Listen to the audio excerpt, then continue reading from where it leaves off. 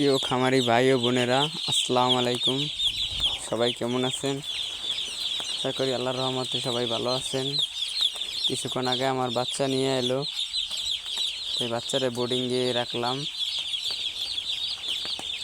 কারেন্টটা চলে গেছে, একটা বাতি জ্বলতেছে ব্যাটারি আর কি। মুরগা সব এক জায়গায় যায় গোলায় জড়া হইতেছে। এই বেছে মুরগি উড়েছিলাম, বাচ্চা আপনার হলো 520টা। সবাই দোয়া করবেন যে আল্লাহ তাআলা যে আমার মুরগি বাচ্চাগুলোকে সুস্থ রাখে, ভালো রাখে।